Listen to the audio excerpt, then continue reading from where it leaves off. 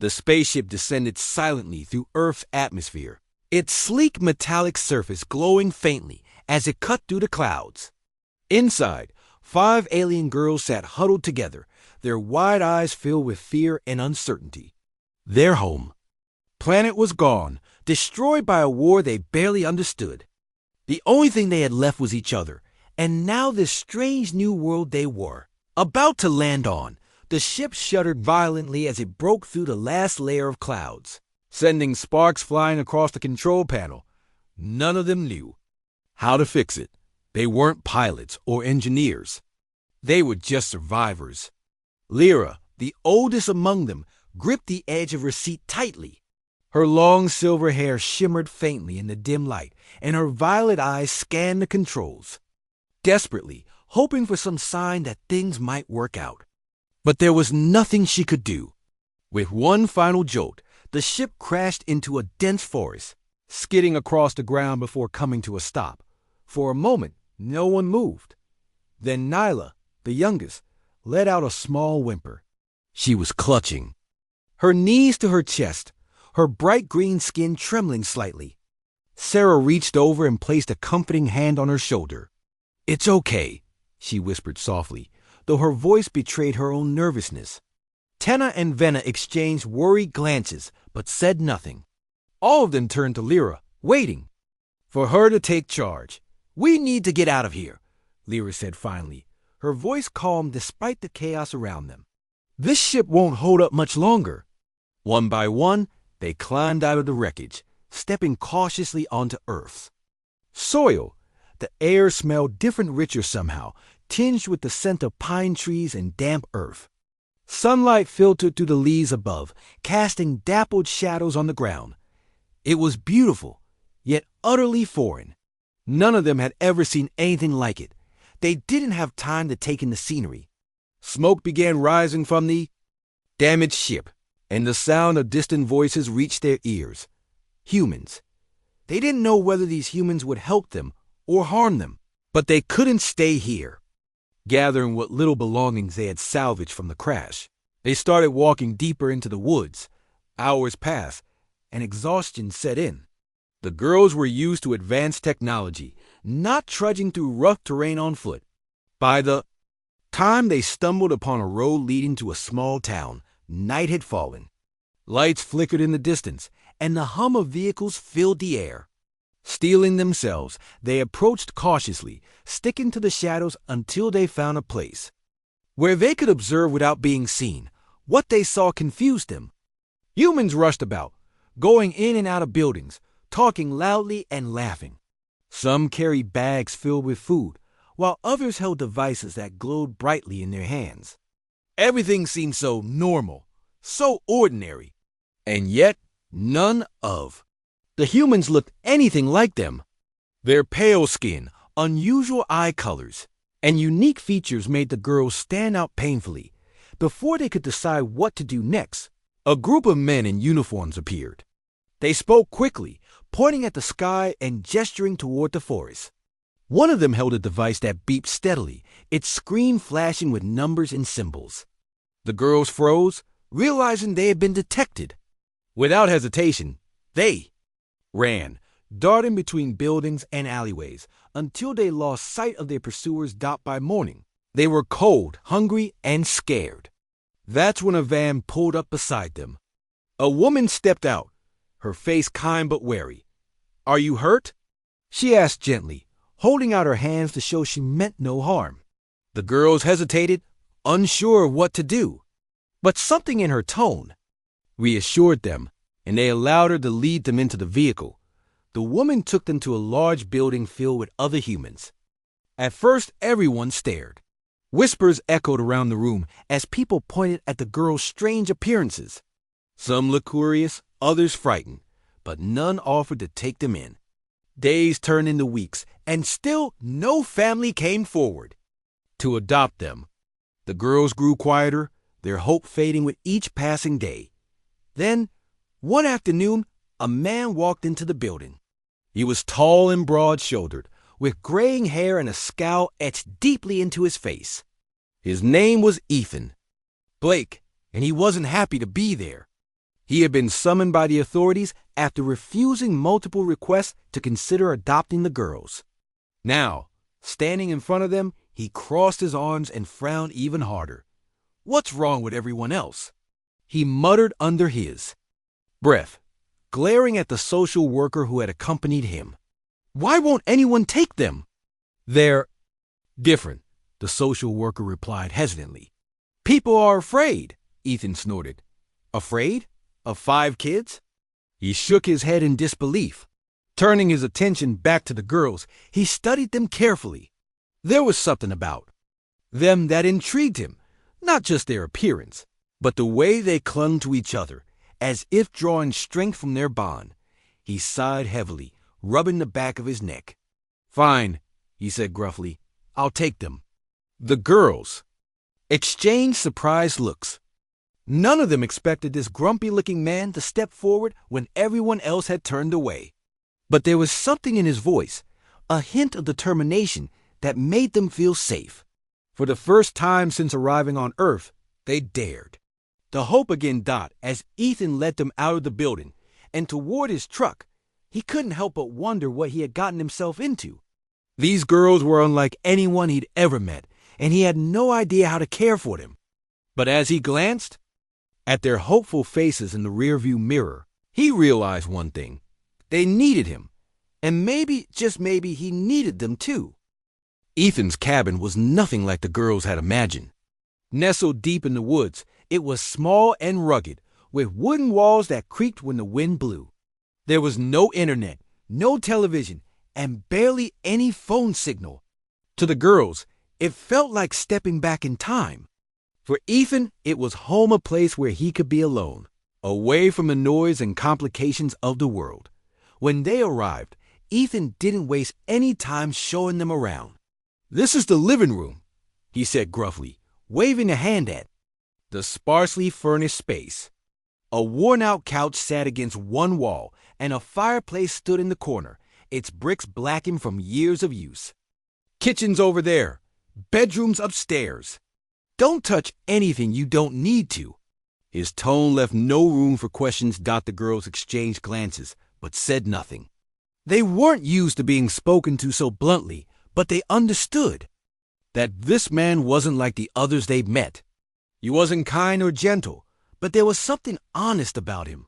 Lyra nodded slightly, silently agreeing to follow his rules. She knew they had no choice but to adapt if they wanted to survive here.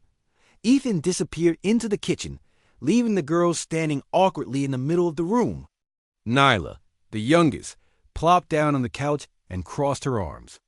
I don't like it here, she muttered, her voice tinged with frustration. It's boring. Be quiet, Tenna whispered sharply, shooting her a warning look. We don't want to make him mad. Sarah wandered over to the window, peering out at the dense forest surrounding the cabin. It's not so bad, she said softly. It's peaceful.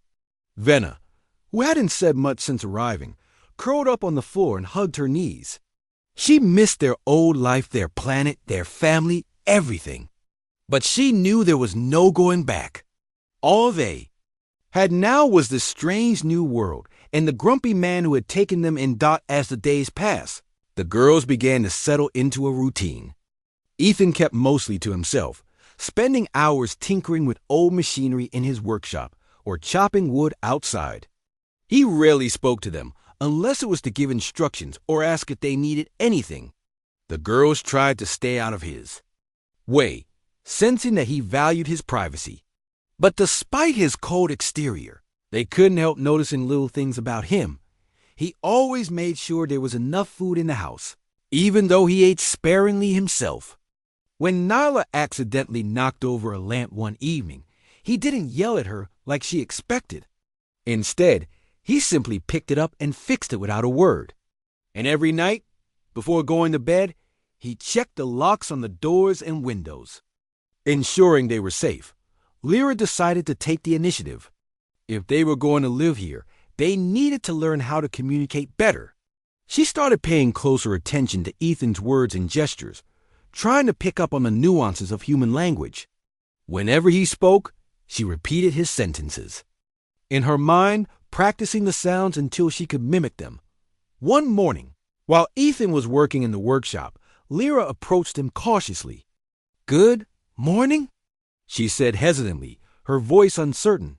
Ethan paused what he was doing and looked at her. For a moment he didn't say anything. Then, to her surprise, he gave a slight nod. "Morning," he replied, his tone softer than usual. Encouraged by his response, Lyra tried again. "Thank you for letting us stay." Ethan frowned, clearly uncomfortable with the gratitude. "Don't mention it," he muttered, turning back to his work. But Lyra noticed the faintest hint of a smile tugging at the corners of his mouth. The other girls watched this exchange with interest. Inspired by Lyra's bravery, they began making their own attempts to connect with Ethan. Sarah brought him a cup of tea one afternoon. Carefully placing it on the table beside him, Venna shyly offered to help clean up after meals. Even Nyla, who had been the most resistant to their new life, started joining in at first. Ethan seemed unsure of how to react. He wasn't used to having people around, let alone 5 alien girls trying to win him over. But slowly, almost imperceptibly, his attitude began to change. He started leaving snacks out for them when he went to town. He taught them how to chop wood and build a fire. And one rainy afternoon, he even showed them how to fix the broken radio in the living room. Despite these small moments of progress, life at the cabin wasn't easy. The girls still struggled to adjust to Earth's customs and environment. Simple tasks like cooking or washing clothes felt overwhelming at times. They missed their powers, which had been limited by their weakened state since the crash. Back on their planet, they could have healed wounds instantly or created light with a snap of their fingers. Here, they were forced to rely on primitive tools and methods. Nyla, in particular, found it hard to cope. She was used to being carefree and adventurous, not cooped up in a tiny cabin surrounded by trees. One day, unable to contain her frustration any longer, she burst into tears during dinner. "I hate it here," she cried, slamming her fork down on the table. "I want to go home." The room fell silent. Ethan stared at her, his expression unreadable. The other girls looked down at their plates, unsure of what to say. Finally, Lyra spoke up. "We all miss home," she said gently. "But we can't go back. This is our home now." Nyla sniffled, wiping her eyes with the back of her hand. "But why does it have to be here? Why can't we live somewhere else?" Ethan sighed heavily, leaning back in his chair. For a moment, it seemed like he might ignore the question altogether. Then, surprising everyone, he spoke. "Because nowhere else will take you," he said bluntly. "You're different. People are scared of what they don't understand." His words hung in the air, heavy and unyielding. Nyla blinked back fresh tears, realizing for the first time just how lucky they were to have found someone willing to take them in. No matter how grumpy or distant Ethan seemed, he had given them a chance when no one else would. As the days turned into weeks, the girls continued to adapt. They learned more about Earth and its people, thanks in part to Ethan's occasional explanations. They discovered the joy of roasting marshmallows over an open fire and the thrill of spotting deer in the forest. Slowly but surely, they began to see their new life not as a punishment, but as an opportunity. And Ethan? He found himself changing too. The silence that had once comforted him now felt heavier, less comforting. The presence of the girls filled the cabin with laughter and chatter, forcing him to confront emotions he had long buried. He wasn't ready to admit it, not even to himself, but he was starting to enjoy having them around. One evening, as they sat together by the fire, Nyla turned to Ethan and asked, "Do you like us?" Ethan raised an eyebrow, caught off guard by the question. "What kind of question is that?" He grumbled. "I just want to know," Nyla pressed, her big green eyes locking onto his. "Do you?" For a moment, Ethan didn't answer. Then, with a reluctant shrug, he said, "You're growing on me, kid. Now stop asking stupid questions." The girls giggled, and even Ethan couldn't suppress a small smile. It wasn't much, but it was a start. The days grew shorter as autumn settled over the forest, painting the trees in shades of orange and red. The air turned crisp, carrying with it the earthy scent of fallen leaves. Life at Ethan's cabin had fallen into a rhythm, though it was far from perfect. The girls were learning, slowly but surely, how to adapt to their new surroundings. And Ethan, for his part, was beginning to feel less like an outsider in his own home. Lyra had taken charge of teaching her sisters English, using books she found on Ethan's shelves and phrases she picked up from him. She would sit by the fire, every evening flipping through pages and repeating words under her breath. Sometimes she'd ask Ethan to clarify something, holding up a book or pointing to a picture. At first, he'd answer with short, clipped responses, but over time, he started explaining things more thoroughly, even cracking a smile when Nyla mispronounced a word in a funny way. Sarah, who loved exploring, spent hours wandering around the woods near the cabin. She brought back pine cones, colorful rocks, and once, a tiny bird with an injured wing. "Can we fix it?"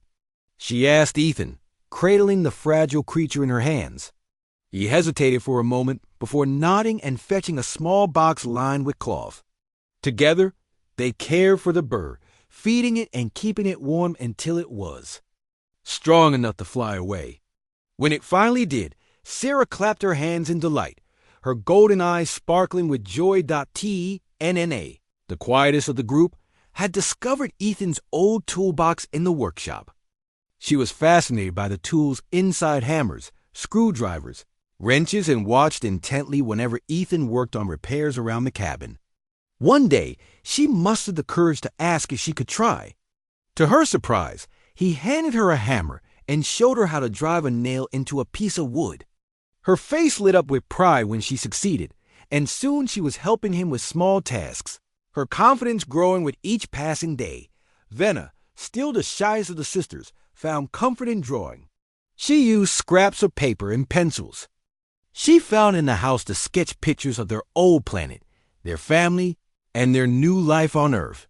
Her drawings were simple but full of emotion, capturing moments that words couldn't express. When Ethan stumbled upon one of her sketches, a detailed image of the 5 sisters standing in front of the cabin, he paused, studying it carefully. For the first time, he realized just how much these girls relied on each other, and how much they had already grown attached to this place. Nyla, however, remained restless. While her sisters adapted, she struggled to find her place. The isolation of the cabin weighed heavily on her, and she often complained about being stuck in the middle of nowhere. "Why can't we live in a city?" she demanded one afternoon, pacing back and forth in the living room. "There are so many people there. We wouldn't be alone." Ethan looked up from his newspaper, his expression unreadable. "Cities aren't safe for you," he said bluntly. "You're too noticeable, but I'm bored." Nyla shot back, throwing her arms in the air. "I want to do something." "Fun," Ethan sighed, setting the paper aside. "Fun isn't always safe," he replied, his tone firm. "You'll have to make your own fun here," Nyla groaned in frustration, stomping off to her room. The others exchanged worried glances, but said nothing. They knew better than to argue with Ethan when he used that tone. Later that evening, Lyra approached him while he was working on a broken chair in the corner of the living room. "She doesn't mean to cause trouble," she said softly, sitting down nearby. "She's just lonely." Ethan glanced at her, his brow furrowed. "Lonely? She's got 4 sisters and me. What more does she need?" "It's not the same," Lyra explained patiently. "Back home she had friends her age, people who understood her. Here, everything is different. She feels lost." Ethan frowned, considering her words.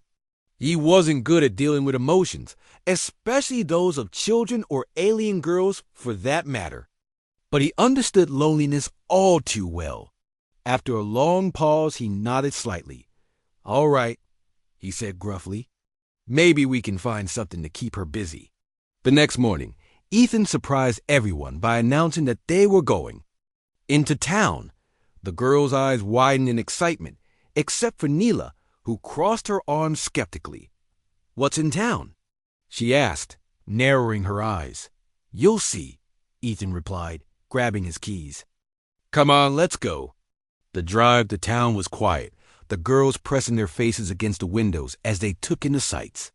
The small town was bustling with activity, people walking down the streets, cars parked along the curb, shops displaying colorful signs. It was overwhelming yet fascinating, and the girls couldn't stop talking about everything they saw.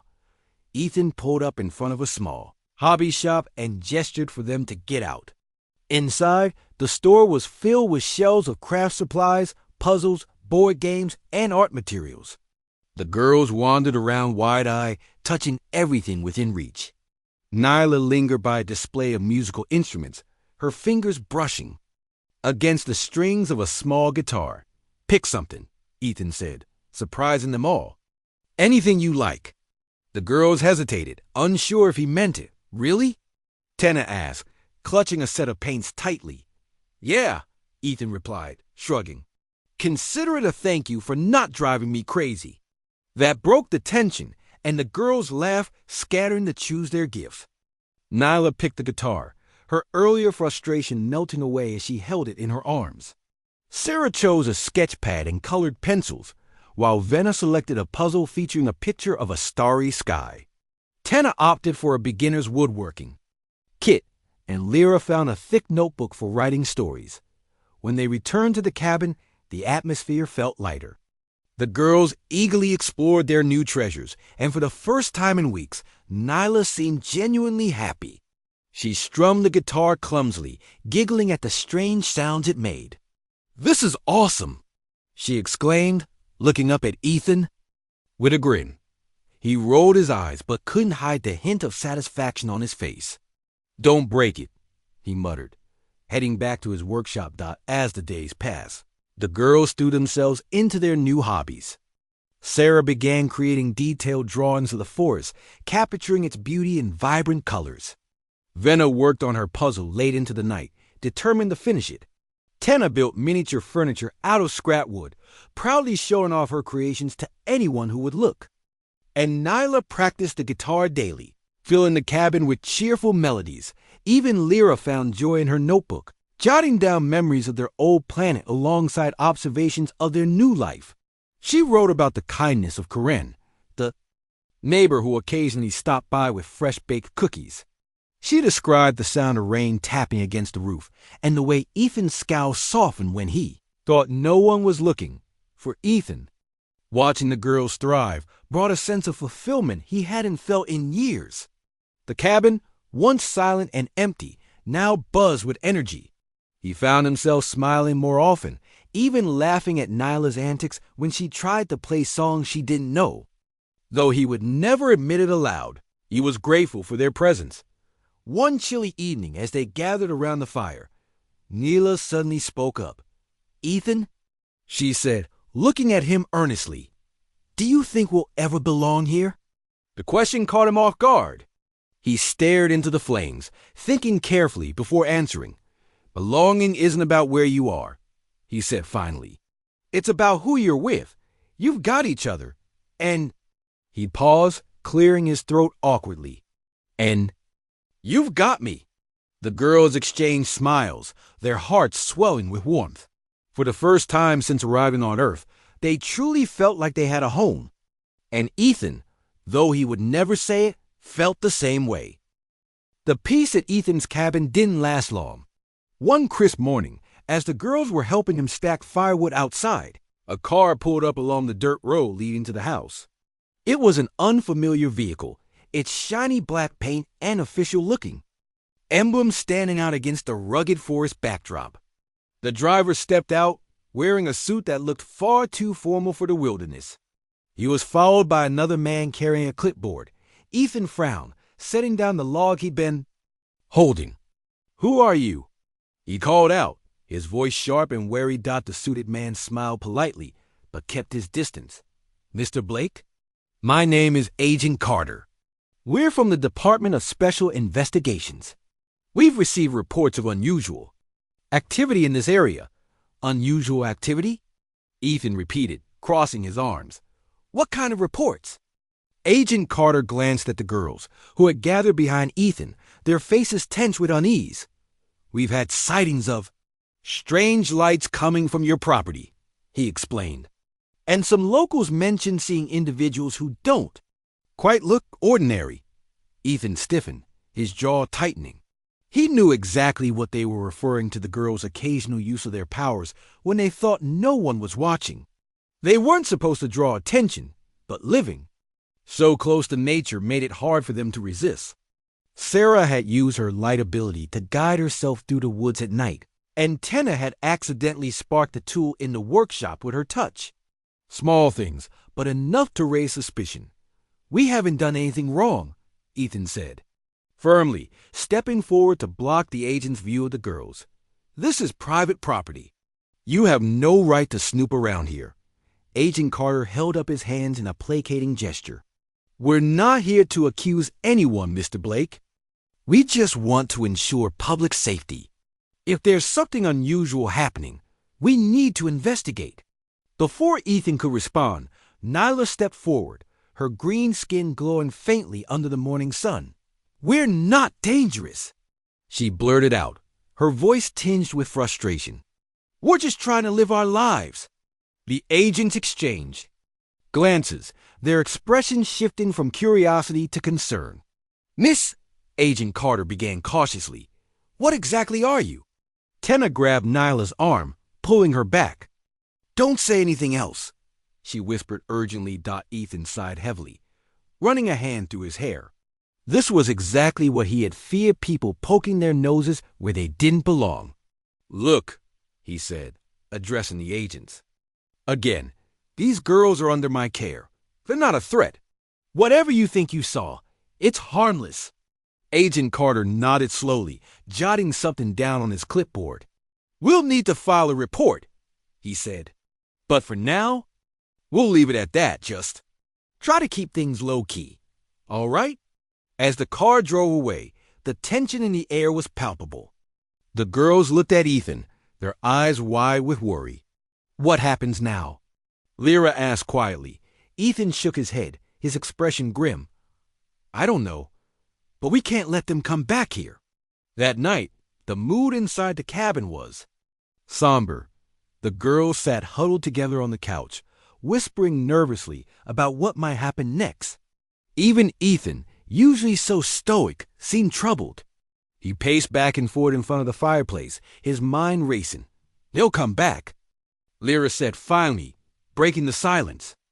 They won't stop until they get answers. Then we give them answers, Ethan replied, stopping mid-step, but on our terms. The girls stared at him, confused. What do you mean? Sarah asked. I mean, we showed them you're not dangerous, Ethan explained. You've got abilities, sure, but you can use them to help people. That's how we prove you belong here. Lyra tilted her head thoughtfully. How do we do that? Ethan thought for a moment before answering. Start small. Help Corinne with her garden. Fix things around town. Show them you're useful, not scary. It was a risky plan, but none of them had a better idea. Over the next few days, the girls threw themselves into finding ways to contribute. Sarah used her light ability to illuminate dark corners of Corinne's barn, making it easier for her to find tools. Tenna repaired broken fences and gates with a single touch, leaving farmers amazed at how quickly their work was done. Venna helped organize community events, using her quiet charm to bring people together. And Nyla, eager to make amends for drawing attention earlier, played her guitar at the local cafe, earning smiles and applause from curious townsfolk. At first, the reactions were mixed. Some people were intrigued by the girl's talent, while others remained suspicious. But slowly, their efforts began to pay off. Corinne became a fierce advocate for them, telling anyone who would listen about how kind and helpful the girls were. A few brave souls even visited the cabin, bringing food or supplies as gestures of goodwill. Despite these successes, tensions within the group began to rise. Nyla, still restless and frustrated, lashed out more frequently. Why should we have to prove ourselves?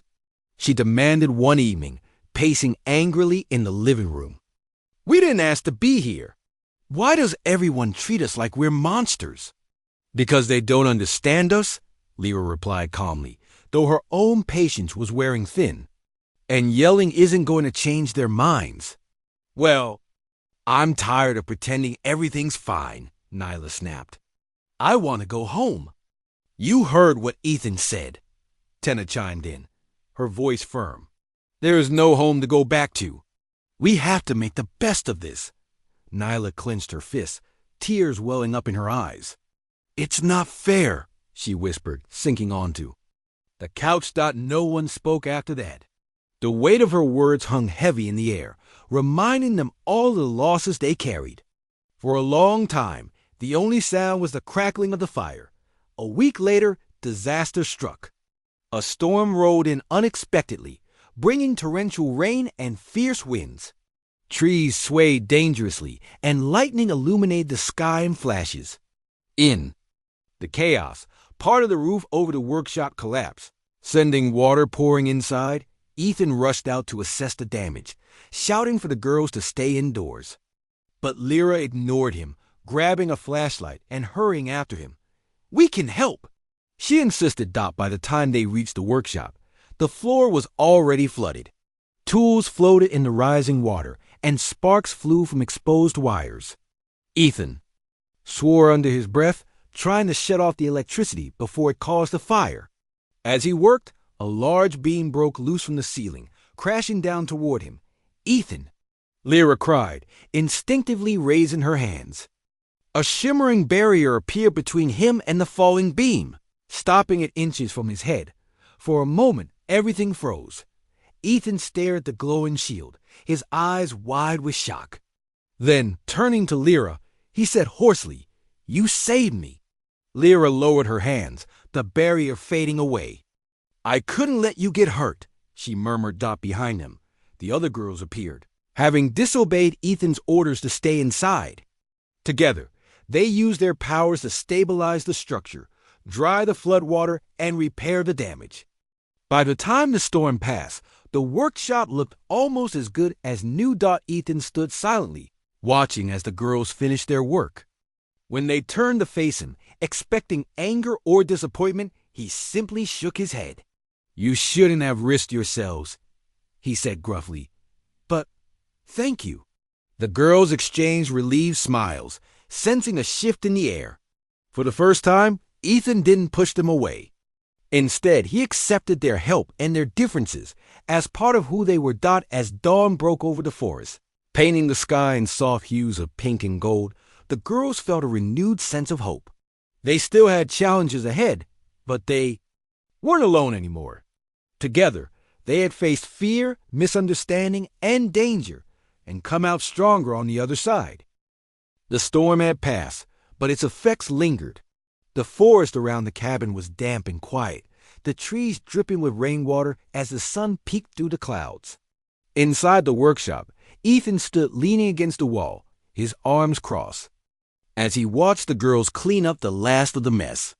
His expression was unreadable, but there was a weight to his silence that made the girls uneasy. Finally, Lyra stepped forward, her violet eyes meeting his. Are you angry with us? She asked softly. Ethan hesitated, then shook his head. No, he said gruffly. But you shouldn't have done what you did. Using your powers like that, it's risky. We didn't have a choice, Lyra replied, her voice steady despite the tension in the room. You were in danger, Ethan sighed, rubbing the back of his neck. He knew she was right. They'd saved him, but it didn't make him feel any better. Every time they used their abilities, it brought them closer to being discovered, and discovery meant trouble. Still, he couldn't deny what he'd seen last night, the way they worked together, their powers complementing each other perfectly. It wasn't just skill, it was trust. Trust in one another, and maybe even in him. All right, he said after a moment, his tone softening slightly. Let's just be careful from now on, okay? The girls nodded, relief washing over them. For the first time since arriving on Earth, they felt like they'd truly earned Ethan's respect. It wasn't much, but it was enough to give them hope. Over the next few days, life at the cabin returned to normal, or as normal as it could be. The girls continued helping around town, using their abilities discreetly to assist wherever they could. Sarah brightened dark corners of Corinne's barn without anyone noticing. Tenna fixed broken tools for the farmers, leaving them puzzled but grateful. Venna organized a small gathering at the community center, charming everyone with her quiet confidence. And Neela played her guitar at the cafe, drawing crowds with her lively melodies. Word spread quickly about the strange but helpful newcomers living out in the woods. Some townsfolk remained wary, whispering behind closed doors about the glowing lights and unexplained repairs. But others, like Corinne, became vocal supporters, defending the girls whenever doubts arose. One afternoon, Corinne stopped by the cabin with a basket of fresh bread and a warm smile. "You're doing wonders for this town," she told Ethan as he ushered her inside. "People are starting to see how special these girls are." Ethan frowned, glancing at the girls who were busy tidying up the living room. "I don't want them getting too comfortable," he muttered. "They still need to keep a low profile." Corinne chuckled, shaking her head. "You worry too much, Ethan. They're blending in beautifully. Besides, isn't it nice to see them happy?" Ethan didn't answer, but Corinne's words stuck with him. Watching the girls laugh and joke while they worked, he realized how much they'd changed since arriving. They weren't just surviving anymore, they were thriving. And though he hated to admit it, their presence had transformed his life too. The cabin, once silent and lonely, now buzzed with energy. He found himself looking forward to meals where conversations flowed freely and evenings where the sound of Neela's guitar filled the air. But not everyone shared Corinne's optimism. A week later, 2 more strangers arrived at the cabin, this time government officials in crisp uniforms. They introduced themselves as representatives from a research facility tasked with studying unusual phenomena. Their polite smiles didn't fool Ethan. You could see the curiosity and greed in their eyes. "We understand you've taken in some individuals of interest," one of them said, glancing at the girls. "We'd like to offer our assistance in ensuring their safety and yours." Ethan's jaw tightened. "They're safe here," he replied bluntly. "They don't need your help." The official raised an eyebrow. "Mr. Blake, we're talking about beings with extraordinary abilities. Surely you understand the potential implications. If they're not properly monitored." "They're not experiments," Ethan interrupted, his voice rising. "They're people. My family." The room fell silent.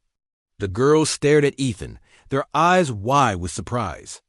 Even the officials seemed taken aback by his declaration. After a long pause, one of them cleared his throat.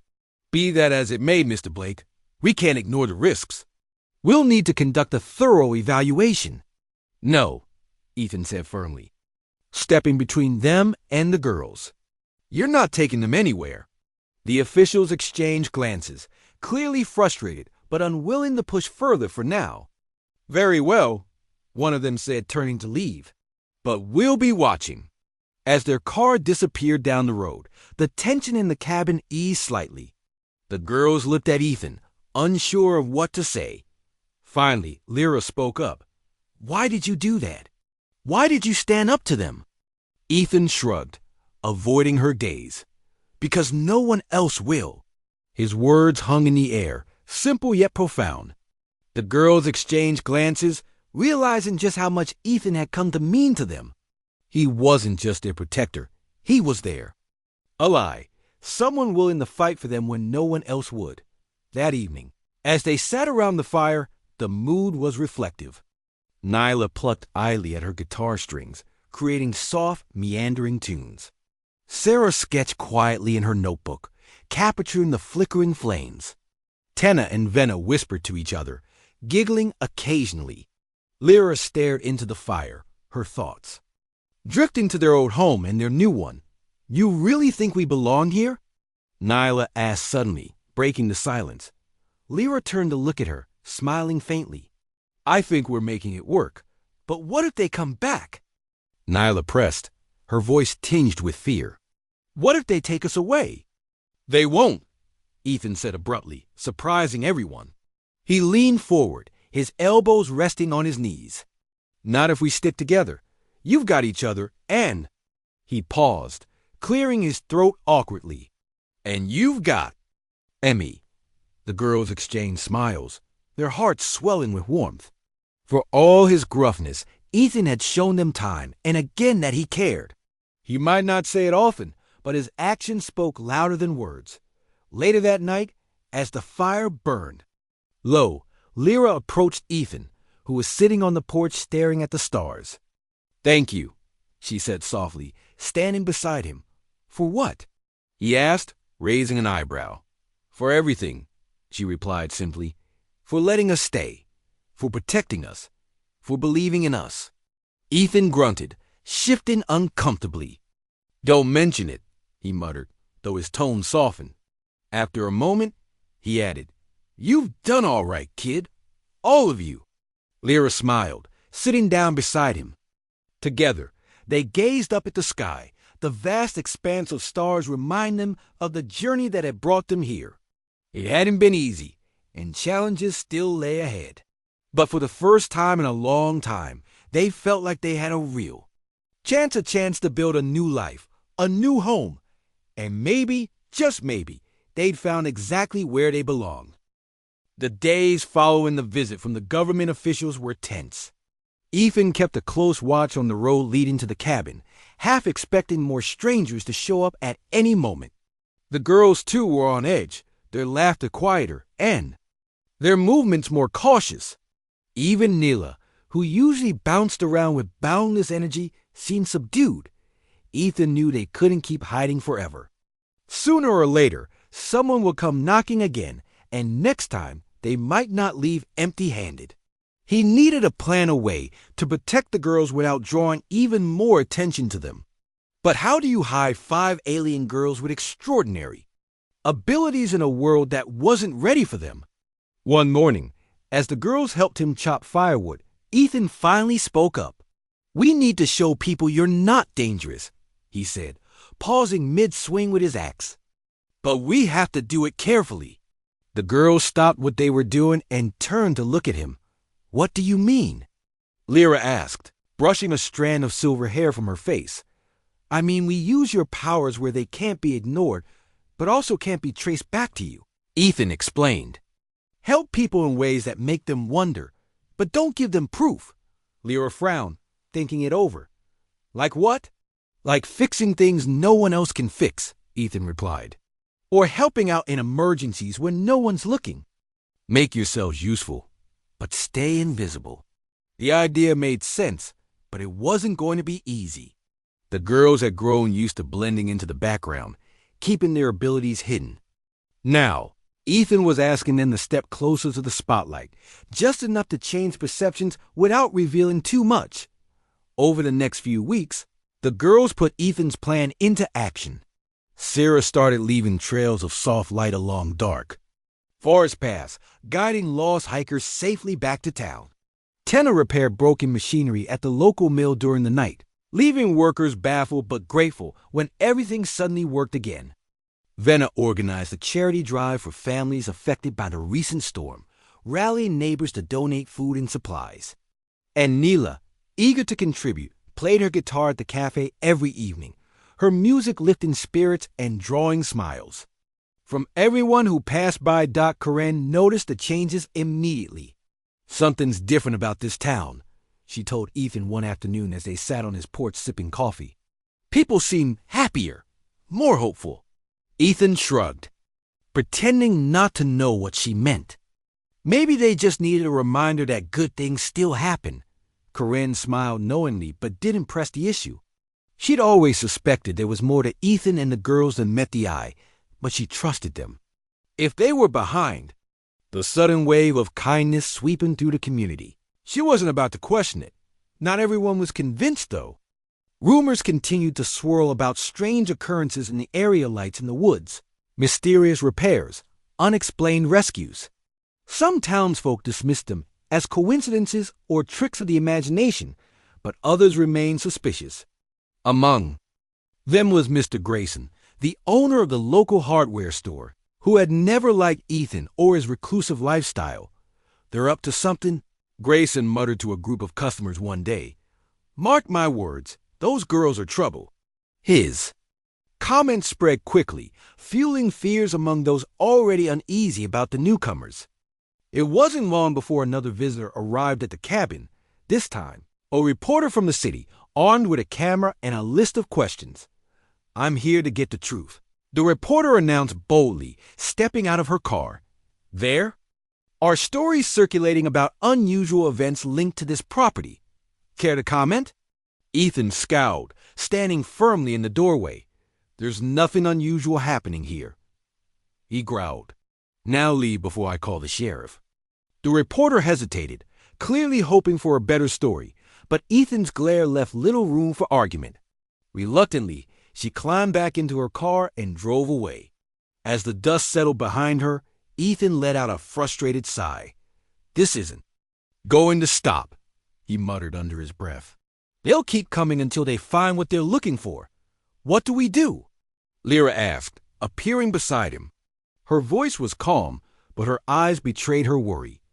"We fight back," Ethan replied, straightening his shoulders. "But we do it smart." That night, Ethan called a meeting in the living room. The girls gathered around, their faces serious as he outlined his new plan. "We need allies," he began. "People who trust us and will stand by us if things get worse." "Like Karen?"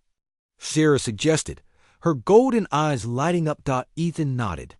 "Yes, like Karen, and maybe others in town who've seen the good you've done. They won't believe the rumors if they know the truth that you're not dangerous, just different." "But how do we tell them without risking everything?" Tana asked, frowning. "We don't tell them outright," Ethan explained. "We show them. Let them see glimpses of what you can do, but only when it helps someone. That way, they associate your powers with kindness, not fear." The girls exchanged glances, considering his words. It was risky, but it was also their best chance. Over the next few days, they focused on building connections within the community.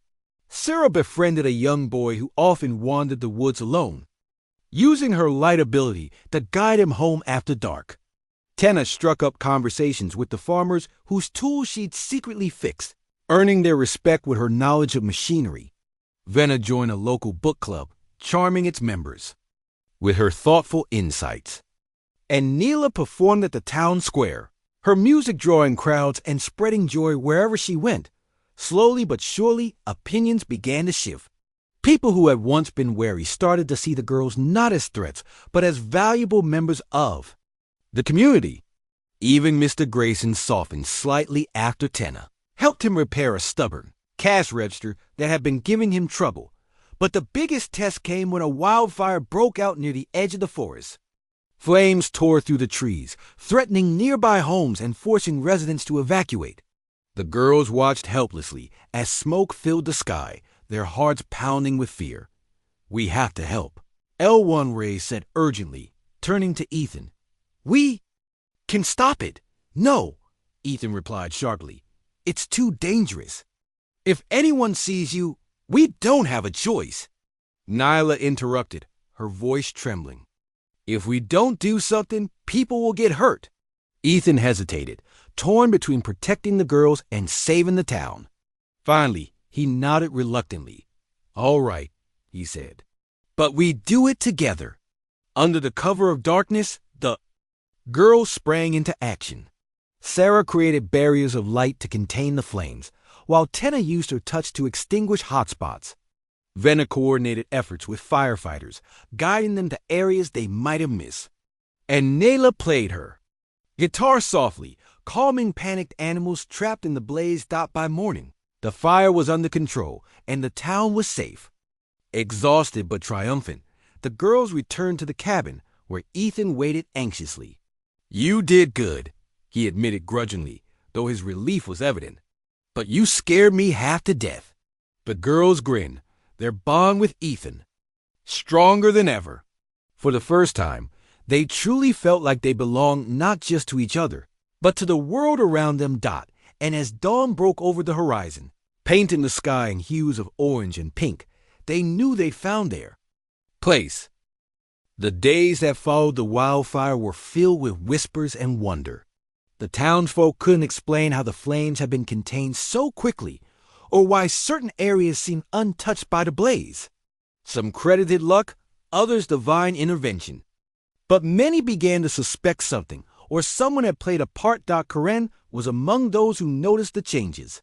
She visited the cabin often, bringing fresh pies and updates from town. "People are talking," she said one afternoon, setting a tray of cookies on the table. "They're saying it's like the forest fought back against the fire." Ethan raised an eyebrow, leaning back in his chair. "Maybe it did," he replied casually, though his tone hinted at more than he was willing to say. Corinne smiled knowingly, but didn't press further. She trusted Ethan, and she trusted the girls. If they had somehow helped save the town, she wasn't about to question it. Instead, she focused on spreading goodwill, encouraging her neighbors to see the girls not as outsiders, but as allies. Despite the growing acceptance, challenges remained. Government officials continued to monitor the area, sending agents to investigate reports of unusual activity. Each time, Ethan managed to deflect their questions, using his gruff demeanor and sharp words to keep them at bay. But the pressure was mounting, and he knew it was only a matter of time before they demanded answers he couldn't give. One evening, as the girls gathered around the fire, Lyra spoke up. "What happens if they find out?" she asked softly, her violet eyes reflecting the flickering flames. "About us?" Ethan sighed, rubbing his temples. "We'll deal with it when it comes," he said firmly. "For now, we stay smart. Keep helping people without drawing attention." "But what if they take us away?" Nyla pressed, her voice trembling. "What if we can't stay here anymore?" "They won't," Ethan replied, his tone leaving no room for doubt. "Not while I'm still standing." His words brought a measure of comfort, but the fear lingered. The girls had grown attached to their new life, the cabin, the forest, the community, and the thought of losing it all was unbearable. A few weeks later, the inevitable happened. A team of researchers arrived at the cabin, armed with equipment and determination. They introduced themselves politely, but made it clear they weren't leaving until they got what they wanted. "We're here to study your abilities," one of them explained, addressing the girls. "To understand how you can help humanity." "Help?" Ethan scoffed, stepping between them. "You mean experiment?" The lead researcher frowned, clearly irritated. "Mr. Blake, this isn't about harm. It's about progress. Imagine what we could learn from them, what they could teach us. They're not lab rats," Ethan shot back, his voice rising. "They're people, my family." The argument escalated quickly, with both sides refusing to back down. The girls stood silently, watching anxiously as tensions boiled over. Finally, Lyra stepped forward, her voice calm but firm. "Let us decide." All eyes turned to her. "What do you mean?" The researcher asked, surprised. "I mean, let us show you what we can do," Lyra continued, "but not here. In town, where everyone can see." The researchers exchanged glances, unsure what to make of her suggestion. After a moment, the lead researcher nodded. "Fine, show us." The demonstration took place in the town square, where curious residents gathered to watch. The girls worked together seamlessly, showcasing their abilities in ways that amazed but didn't frighten. Sarah created dazzling light displays, illuminating the night sky with swirling patterns. Tenna repaired broken objects instantly, leaving the crowd in awe. Venna organized a small festival, bringing people together with laughter and music. And Neela played her guitar, her melodies weaving through the air like magic. As the evening drew to a close, the townsfolk erupted into applause, cheering for the girls who had become such an integral part of their lives. Even the researchers seemed impressed, though they still eyed the girls with scientific curiosity. When the event ended, Corinne approached Ethan, tears glistening in her eyes. "You did it," she said, smiling warmly. You showed them there's nothing to fear. Ethan shrugged, though his expression softened slightly. It wasn't me. It was them. In the days that followed, attitudes shifted dramatically. The girls were no longer seen as threats, but as heroes, strange, yes, but undeniably kind and helpful. People stopped whispering behind closed doors and started inviting the girls to gatherings, eager to learn more about them. Even Mr. Grayson, once their harshest critic, warmed up after Tenna fixed his car engine during a breakdown. "Guess you're all right," he muttered grudgingly, though his tone betrayed a hint of admiration. With the immediate danger past, life at the cabin returned to its peaceful rhythm. The girls continued helping around town, their powers becoming a quiet yet cherished part of the community. Ethan, too, found himself changing. The grumpy man who had once avoided people now joined in conversations at the cafe, laughing alongside. Karen and other neighbors dot one evening. As they sat together on the porch watching the sunset, Nayla spoke up. "Do you think we'll ever go home?" she asked quietly, her green skin glowing faintly in the fading light. Lyra glanced at her, then at the others. "I don't know," she admitted, "but maybe this is our home now." The girls exchanged smiles, realizing how much they'd come to love their new life. For all its challenges, Earth had given them something precious, a second chance. Ethan leaned back in his chair, listening to their conversation. After a moment, he cleared his throat. "Guess I'm stuck with you lot now," he muttered gruffly. Though his eyes twinkled with warmth, the girls giggled, knowing exactly what he meant. Despite his rough edges, Ethan had become their anchor, a father figure who had taken them in when no one else would. And in return, they had given him something he hadn't realized he needed. A family dot. As the stars began to twinkle in the sky, the girls felt a deep sense of peace. They might never return to their old planet, but they had found something just as valuable, a place where they belonged. Together, they had built a new life, one filled with hope, laughter, and love. And as Ethan watched them laugh and chatter, he couldn't help but smile. For the first time in years, his heart felt full.